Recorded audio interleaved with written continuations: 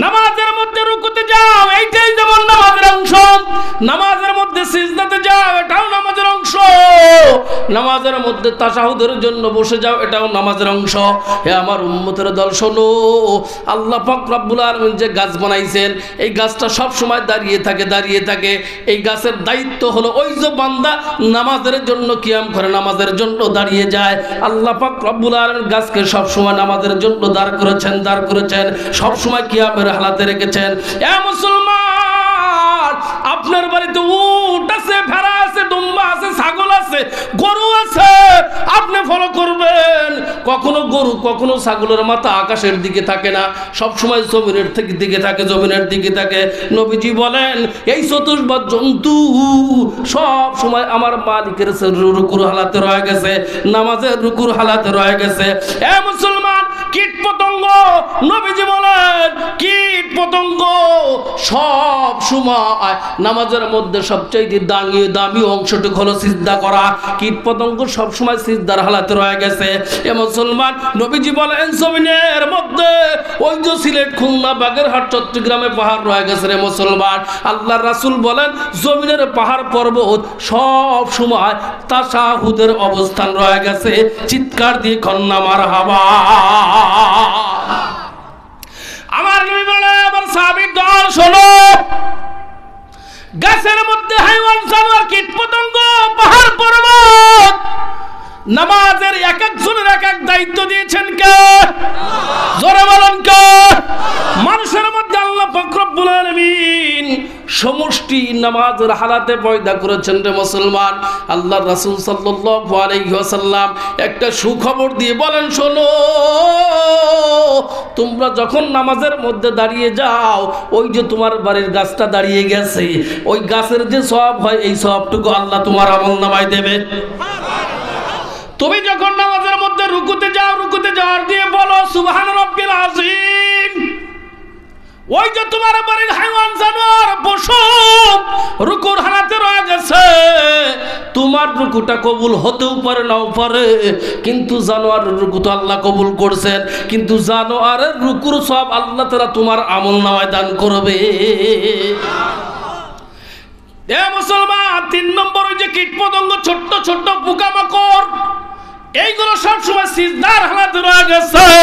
তুমি যখন নামাজের মধ্যে সিজদায় গিয়ে বলো সুবহান রাব্বিল আলা, ও মুসলমান ভাইরা, ওই যে ওই কীট পতঙ্গের সিজদার যে সওয়াব হয়, আল্লাহ পাক রব্বুল আলামিন তোমার আমলনামায় দান করবে। আরে মুসলমান, তুমি যখন তাশাহুদে বসিয়া আল্লাহ পাক রব্বুল আলামিনের তাসবিহ পাঠ করো রে মুসলমান, নবীজি বলেন, পাহাড় পর্বত যে তাশাহুদের হালাতে রয়ে গেছে, তোমার আমলনামায় আল্লাহ তাআলা ওই সওয়াব দান করবে। আমার ভাইরা, আমার বন্ধুরা, খুব ভালো করে শুনবেন। ওই যে উট নবীদের সামনে এসে বললেন, ইয়া রাসূলুল্লাহ, ইয়া হাবিবাল্লাহ, নবী গো, আমার মালিক সারাদিন পরিশ্রম করে আসার পরে একটু ক্লান্তি হয়, ক্লান্তি হওয়ার পর আরামের বিছানায় যায়, যাওয়ার পরে ঈশার নামাজ পড়ার নিয়ত করে বিছানায় গেছে, কিন্তু আমার মালিক ঘুমে আক্রান্ত হইয়া, ঘুমে বিভোর হইয়া যায়, রাত্রি 12টা বেজে যায়, আমার মালিক নামাজের কথা মনে থাকে না, এ রাসূলুল্লাহ, আমি উট, আমি প্রাণী, আমার কেমন যেন মনে হয় আমার মালিক ঘুমিয়ে গেছে। হাসরের ময়দানে আমার আল্লাহ যদি আমাকে প্রশ্ন করে, এ আমার মাখলুকাত, তোমার সামনে, তোমার পাশে রুমে আমার বান্দা ঘুমিয়ে গেল, আমার বান্দা রাত্রে নামাজ পড়তে পারে নাই, ঘুমায় গেছে, এ আমার মাখলুকাত, তুমি কি ইচ্ছা করলে জাগৃত করতে পারতে না? নবী গো, একটা কথা আমাকে বারবার আঘাত করেছিল, এই জন্য প্রতি রাত্রেই চিৎকার করে আওয়াজ করি, এই জন্য প্রতি রাত্রেই আওয়াজ করে আমার মালিককে জাগৃত করে দেই। চিৎকার দিয়ে কন্যা মারহাবা। মুসলমান ভাইরা, আমার বন্ধুরা, আপনার ভিতরে ঈমান আছে, আমার ভিতরে ঈমান আছে, ভয় নাই আল্লাহর, ঠিক না? আল্লাহর প্রতি ভয় নাই। কোন বান্দার ভিতরে যদি মালিকের প্রতি ভয় থাকতো রে মুসলমান, আজকে সমাজের মধ্যে র্যাব লাগতো না, বিজিবি লাগতো না, আনসার, বিডিবি, কোনো কিছুই লাগতো নি। জোরে কন্যা, এত কিছু প্রশাসনের আইন জারি করার পরেও কি দেশে অনৈতিক অবিচার কমছেনি? কমছেনি, বরং ব্যানারের সাথে অবিচার করে।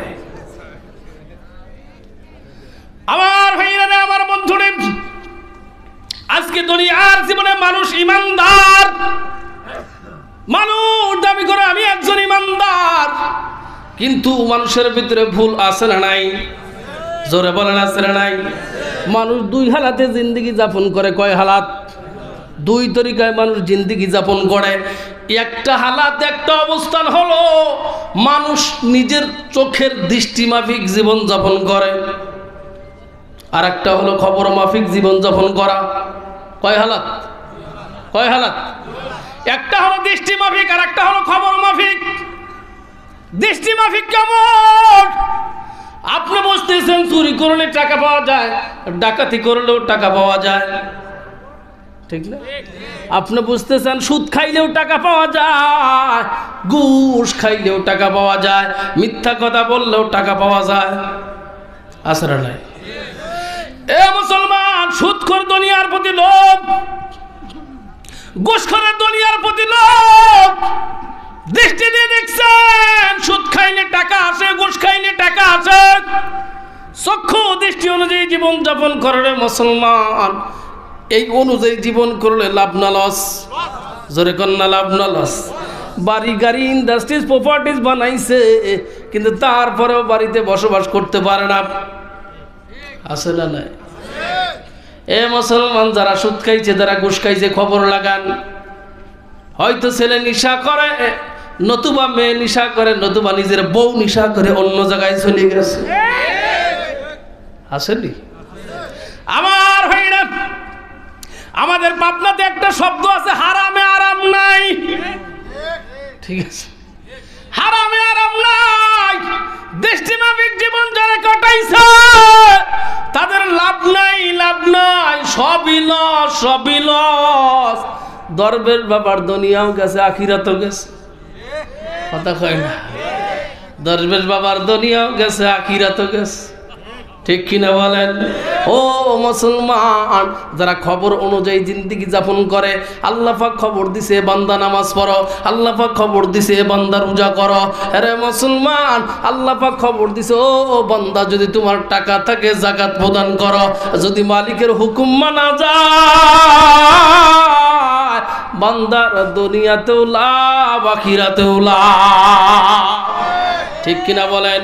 এ মুসলমান, খবরে জীবন যাপন করবেন না, নিজের দৃষ্টিতে জীবন যাপন করবেন। খবরে কারা কারা করবেন? দোকানে হাত তুলে আল্লাহকে দেখা দেন। আল্লাহু আকবার, জোরে করেন আল্লাহু আকবার। আল্লাহ সবাইকে কবুল করুক, জোরে বলেন আমিন। মুসলমান ভাইরা, খুতবার শুরুতে ছোট্ট একটু আয়াত তেলাওয়াত করেছিলাম, ইন্নাল্লাহা ইউহিব্বুল্লাযীনা ইউকাতিলুনা ফী সাবিলিহি সাফান কান্নাহুম বুনিয়ানুম মারসুস। ও মুসলমান, আমার আল্লাহ পাক রব্বুল আলামিন বলতেছেন, নিশ্চয়ই আল্লাহ এমন লোকদেরকে ভালোবাসেন, এমন লোকদেরকে ভালোবাসেন, ইকাতিলুনা ফী সাবিলিহি সাফান কান্নাহুম বুনিয়ানুম মারসুস, যারা আল্লাহর রাস্তায় সীসা ঢালা পাচির হয়ে লড়াই করে। কাদেরকে আল্লাহ ভালোবাসেন ভালো করে বুঝবেন। আপনি আল্লাহর গোলাম, আমিও আল্লাহর গোলাম। সব দেশেই আল্লাহর গোলাম আছে না নাই? ও মুসলমান, এদের মধ্যে থেকে আল্লাহ তাআলা তাদেরকে ভালোবাসবেন যারা আল্লাহর রাস্তায় আল্লাহর হুকুম বাস্তবায়িত করার জন্য সীসা ডালা পাচির হয়ে লড়াই করবে, যুদ্ধ করবে। আল্লাহ বলেন, আমি তাদেরকে পছন্দ করি, তাদেরকে পছন্দ করি। এরা মুসলমান শুধুমাত্র মসজিদের কর্নারে বসিয়ে বসে হাজারে দানার তসবিহ টিপার নাম আল্লাহর গোলাম না। কথা কয় না? তোমার সমাজের মধ্যে জুলুম চলে, অন্যায় চলে, অবিচার চলে, তুমি কখনো প্রতিবাদ করো নাই? মুসলমান, আল্লাহ ওই শ্রেণীর মানুষদেরকে পছন্দ করে যারা আল্লাহর রাস্তায় সীসা ডালা পাচির হয়ে লড়াই করেন। আপনার ইচ্ছা আসেনি? আসেনি? ও মুসলমান, হযরত আনাস রাদিয়াল্লাহু তাআলা আনহু থেকে বর্ণিত, আল্লাহর নবীর সামনে একজন সাহাবী আসছেন, আসার পরে বলে, ইয়া রাসূলুল্লাহ, ইয়া হাবিবাল্লাহ, আপনারা এদিক ওদিক তাকাচ্ছেন কে? এই ক্যাপসুলের দল, এদিক তাকায় না, আমার দিক তাকান। চেহারা কালো হলে গঠন কিন্তু খারাপ না। এ মুসলমান, হযরত আনাস রাদিয়াল্লাহু তাআলা আনহু থেকে বর্ণিত, তিনি বলেন একজন আগন্তুক, একজন পথিক, একজন মুসাফির আমার আপনার নবীর সামনে আসলেন। আসার পরে বলে, ইয়া রাসূলুল্লাহ, ইয়া হাবিবাল্লাহ, আমার চেহারার মধ্যে কোনো লাবণ্যতা নাই, আমার চেহারার মধ্যে কোনো সৌন্দর্যতা নাই। নবী গো, আমি বড় কষ্টে আছি, আমি বড় কষ্টে আছি। ইয়া রাসূলুল্লাহ, যাদের চেহারা খারাপ, যাদের চেহারা বেসাইজ, আল্লাহর নবী তারা কি জান্নাতে যাবেনি? আমার আপনার নবী ডাক দিয়ে বলে, শোনো, জান্নাতে যাওয়ার জন্য চেহারা ফিট না। ঠিক কিনা বলেন? এ মুসলমান, চেহারার দাম আছে না নাই? জোরে কয় না, আছে না নাই? ও মুসলমান, সাহাবী ডাক দিয়ে বলে, রাসূলুল্লাহ, ইয়া হাবিবাল্লাহ, জান্নাতে যাওয়ার জন্য কি করা লাগবে? নবীজি বলেন, জান্নাতে যাওয়ার জন্য শর্ত হলো আল্লাহ এবং আল্লাহর রাসূলের উপর ঈমান আনয়ন করা লাগবে। ও মুসলমান ভাইদারে, ভালো করে শুনে নেন। সাহাবী ডাক দিয়ে বলেন, ইয়া রাসূলুল্লাহ, ইয়া হাবিবাল্লাহ, আমি এই বৈঠকে, এই মজলিসে আসার 8 মাস পূর্বে ঈমান আনয়ন করেছি। আমি বিশ্বাস করেছি আল্লাহ এক, আল্লাহ ছাড়া কোনো মাবুদ নাই। আমি বিশ্বাস করেছি আখিরি জামানার নবী মুহাম্মদুর রাসূলুল্লাহ সাল্লাল্লাহু আলাইহি ওয়াসাল্লামের আমি উম্মত। এ মুসলমান, নবীজি বলেন, তাইলে তুমি জান্নাতি, তাইলে তুমি জান্নাতি রে মুসলমান। এইবার ওই সাহাবী ডাক দিয়ে বলে, ইয়া রাসূলুল্লাহ, ইয়া হাবিবাল্লাহ, উপস্থিত যতগুলো সাহাবী আছে, যতগুলো আনসার মুজাহির সাহাবীর রয়ে গেছে, ইয়া রাসূলুল্লাহ, প্রত্যেকের বাড়িতে আমি আমার বিয়ের প্রস্তাবনা নিয়ে গেছি। ইয়া রাসূলুল্লাহ, কেউ তো কারো বোন আমার সাথে বিবাহ দেয় না, কেউ তো কারো মেয়ে আমার সাথে বিবাহ দেয় না। তাইলে কি করা যায়? তাইলে কি করা যায়? ও মুসলমান, আমার আপনার নবী ডাক দিয়ে বলো, ও আমার সাহাবীরা, শোনো, আমর ইবনে ওয়াহাব কি এখানে হাজির আছে? এ মুসলমান সবাই জানালেন, না না না, ইয়া রাসূলুল্লাহ, আমর ইবনে ওয়াহাব এখানে হাজির নাই। ও মুসলমান, আমার আপনার নবী বিশ্বদুলাল মুহাম্মদ রাসূলুল্লাহ, ওই যার চেহারার মধ্যে কোনো লাবণ্যতা নাই, যার সৃষ্টির মধ্যে কোনো লাবণ্যতা নাই, ও মুসলমান, ওই সাহাবীকে পাঠাইলেন, যাও যাও, তাড়াতাড়ি যাও, আমরের একটা সুন্দর মেয়ে আছে। ও মুসলমান, ওই মেয়েটার বিয়ের প্রস্তাব দাও। তুমি গেটের সামনে দাঁড়ায় বলবা, আখিরি জামানার পয়গম্বর আপনার মেয়ের সাথে আমার বিবাহ সম্পন্ন করেছেন। মুসলমান সাহাবী এক বুক আশা লইয়া, চোখ ভর্তি স্বপ্ন লইয়া আমর ইবনে ওয়াহাবের বাড়ির গেটের সামনে গেছেন, সালাম দিছেন। সালাম দেওয়ার পরে বলতেছেন, আখিরি জামানার পয়গম্বর বিশ্বদুলাল মুহাম্মদ রাসূলুল্লাহ আপনার মেয়ের সাথে আমার বিবাহ সম্পন্ন করেছেন। ও মুসলমান, আমর ইবনে ওয়াহাব রাদিয়াল্লাহু তাআলা আনহু চেহারার দিকে তাকাইছে, শরীরের মধ্যে যেই পোশাক আছে সেই পোশাক ছিঁড়া ফাটা। ও মুসলমান, চেহারার দিক তাকায় দেখে ফর্সা না কালো। ও মুসলমান, আমর ইবনে ওয়াহাব ডাক দিয়ে বলে, না না না, তোমার সাথে আমার মেয়েটা বিবাহ দিতে পারে না। বলে, কেন? বলে, আমার অর্থ আছে, সম্পদ আছে, আমি বংশীয় ঘরের সন্তান, আমার মেয়েটা বিশ্ব সুন্দরী। এ মুসলমান সাহাবী ভারাক্রান্ত হৃদয় লইয়া, স্বর্ণ হাতে স্বপ্নকে তছনছ করে ভেঙে যখন বাসার উদ্দেশ্যে রওনা দেয়, মুসলমান জানালা দিয়ে আমর ইবনে ওয়াহাব রাদিয়াল্লাহু তাআলা আনহুর মেয়েটা উকি মারি দেখে। দেখার পর ডাক দিয়ে বলে, বাবাজি, মালিকের পক্ষ থেকে ওহীর মাধ্যমে লাঞ্ছিত হওয়ার পূর্বে তাড়াতাড়ি আপনি ওই যুবকের যুবকের প্রস্তাবটা মেনে নেন। আমার দিক থেকে ওই যুবকের বিয়ে করতে কোনো দ্বিধা নাই। চিৎকার দিয়ে কন্যা মারহাবা। মুসলমান ভাইরা, আমার বন্ধুরে বুঝেন, ভালো করে বুঝবেন। যুবক চলে গেছে নবীজির দরবারে। আল্লাহর রাসূল ডাক দিয়ে বলতেছেন, ও সাদ সুলামি, তোমার বিবাহ কি হইছে? সাদ সুলামি ডাক দি বলে, রাসূলুল্লাহ ইয়া হাবিবাল্লাহ, না না, আমর ইবনে ওয়াহাব আপনার সাহাবী আমার সাথে তার মেয়েকে বিবাহ দেবে না। ও মুসলমান, নবীজি বললেন সাইলেন্ট, প্লিজ সাইলেন্ট, তুমি চুপ হয়ে থাকো, সমস্যা নাই। এ মুসলমান, কিছুক্ষণ পরে আমর ইবনে ওয়াহাব আসলেন। আসার পরে সাহাবীদের সবার পিছনে বসলেন। বসার পরে আমর ইবনে ওয়াহাব রাদিয়াল্লাহু তাআলা আনহু ডাক দিয়ে বলেন, ইয়া রাসূলুল্লাহ, আপনার সাহাবী গেছে আমার মেয়েকে বিবাহ করার প্রস্তাব নিয়ে। ইয়া রাসূলুল্লাহ, আমি তাকে ফিরাই দিছি। নবীজি বলেন, তুমি কেন ফিরাইলেন? নবীজি বলেন, তুমি কেন ফিরাইলেন? আমর ইবনে ওয়াহাব ডাক দিয়ে বলে, ইয়া রাসূলুল্লাহ, আমি তো ভেবেছিলাম মিথ্যা বলে, এই জন্য আমি আমার মেয়েটাকে বিবাহ দেইনি। এখন আমি রাজি হয়ে গেছি, আমি বুঝতে পারছি আপনিই পাঠাইছেন। মুসলমান ভাইরা রে, আমার বন্ধুরে, সাহাবী বিবাহ সম্পূর্ণ করবেন।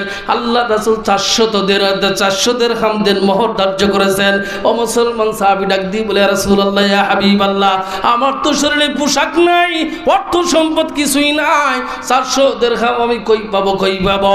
ও মুসলমান, আল্লাহ রাসূল বলেন, তোমার 3 মুমিন ভাই, তোমার দেন মোহরের ব্যবস্থা করবে।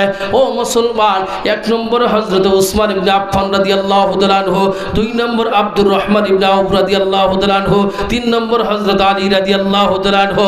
আরে সাদ সুলামি, এই 3 জন সাহাবীর কাছে যাও। 3 জন সাহাবী প্রত্যেকই 200 দিরহাম আর অতিরিক্ত দিয়ে দিয়েছেন। ও মুসলমান, বিবাহ সম্পূর্ণ হয়ে গেছেন, দেন মোহর কমপ্লিট হয়ে গেছেন। সাদ সুলামি রাদিয়াল্লাহু তাআলা আনহু মদিনার বাজারে গেছেন নিজের বাড়ির জন্য বাজার করার জন্য। ও মুসলমান, বাজার যখন শুরু করছে ওই সময় কে যেন খবর দেয়, আল্লাহর রাস্তায় যুদ্ধে বের হওয়া লাগবে, আল্লাহর দ্বীন কায়েমের জন্য জান দেওয়া লাগবে, মাল দেওয়া লাগবে। ও মুসলমান ভাইরা, সাদ সুলামি স্ত্রীর জন্য বাজার করে নাই, নিজের পরিবারের জন্য বাজার করে নাই। ওই টাকা দিয়ে একটা ঘোড়া কিনেছেন, একটা তরবারি কিনেছেন, একটা ভরসা কিনেছেন। ও মুসলমান, একটা ঢাল কিনেছেন। সাদ সুলামি নিজেকে সুন্দর করে প্যাকেট করেছেন, শরীরের প্রত্যেকটি জায়গায় কাপড় পেঁচাইছেন। মুসলমান, শুধুমাত্র চোখটা ফাঁকায় রাখছেন। যুদ্ধ রণাঙ্গনে যুদ্ধ শুরু হয়ে গেছে। সাদ সুলামি ঘোড়ার পিঠে বসে তরবারি এমন ভাবে চালায়, কোন সাহাবী চিনতে পারে না। হঠাৎ করে নিজের শরীর থেকে যখন কাপড় সরে গেছেন, ও মুসলমান, ঘোড়াটা দুর্বল হয়ে গেছে, জমিনের মধ্যে পড়ে গেছেন। সাদ সুলামি জমিনে দাঁড়াইছেন, দাঁড়ানোর পর 2 হাত দিয়ে তরবারি চালায়। ও মুসলমান, একজন সাহাবী ডাক দিয়ে বলে, এই মানুষটাকে হযরত আলী রাদিয়াল্লাহু তাআলা আনহু ডাক দিয়ে বলে, শোনো, হয়তোবা এই মানুষটা সামদেশ থেকে আসছে, নতুবা মিশর থেকে আসছে ইসলামী শরীয়ত প্রসঙ্গে জানার জন্য। মুসলমান আমার, আপনার নবী ডাক দিয়ে বলেন, না না, ও সাদ, তরবারি চালাও। সাদ রে, তোমার মাধ্যমে আল্লাহ পাক রব্বুল আলামিন আজকের এই যুদ্ধের ময়দানে ইসলামের পতাকা উড্ডীন করবে। চিৎকার দিয়ে কন্যা সুবহানাল্লাহ, আর যারা বলে সুবহানাল্লাহ। এ মুসলমান, নবীদের সাথে জান্নাতে যাইতে কারা কারা রাজি আছেন? হাতটা নাড়া দেন। আল্লাহ পাক রব্বুল আলামিন সবাইকে কবুল করুক, জোরে বলেন আমিন। আর একটু জোরে বলেন আমিন। ও মুসলমান, সাদ রাদিয়াল্লাহু তাআলা আনহু যুদ্ধে শহীদ হয়ে গেছেন। পরবর্তীতে আমার মালিক কি পুরস্কার দিবেন? আমি বলেছিলাম, ইন্নাল্লাহা ইউহিব্বুল লাযিনা ইউকাতিলুনা ফি সাবিলিহি সাফফান কান্নাহুম বুনিয়ানুম মারসুস। আল্লাহ তাদেরকেই ভালোবাসেন যারা আল্লাহর রাস্তায় সীসা ডালা পাচির হইয়া লড়াই করে। ঠিক না? আপনারা রাজি আছেন তো ইনশাআল্লাহ? সাদ রাদিয়াল্লাহু তাআলা সাদ সুলামি রাদিয়াল্লাহু তাআলা আনহুকে আল্লাহ তাআলা কি পুরস্কার দিবেন, আমি এই কথাটা বলে ইনশাআল্লাহ চলে যাব। প্রধান মেহমান চলে আসা ভাব। তার পূর্বে 10টা মিনিট আপনাদেরকে বিরক্তি করব। জামিয়া আরাবিয়া নূরে মদিনা মাদ্রাসার জন্য, কোরআনের খেদমতের জন্য, হাদিসের খেদমতের জন্য কোন ভাই আছেন? 10,000 টাকা, 20,000 টাকা, 50,000 টাকা, 5,000 টাকা, 1,000 টাকা, 2,000 টাকা, যাকে আল্লাহ কবুল করতেন সে আসবেন। সময় 10 মিনিট,